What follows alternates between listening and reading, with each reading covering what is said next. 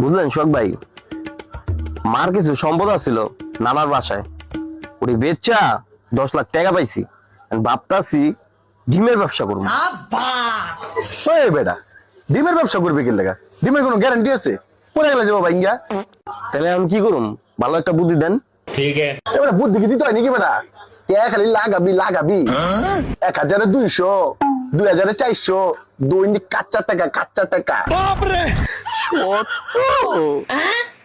বেটা কি বুদ্ধি দিতেছিস তুই? সুদ খাওয়াই না ব্যবসা? হ্যাঁ, যদি সুদ খাইছ জীবনে তাহলে উপরে গেলে দিবনে। আমার মতো টেয়া দিয়া এই যেরকম ব্যবসা করবি, ঠিক আছে? তাহলে টেয়া হালাল হইব, মাথায় রাখিস।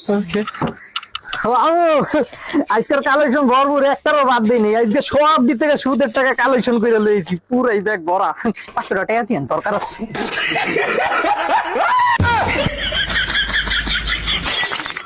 তুই আর সময় পাইলি না। Voy a la playa, había subido la marea. কি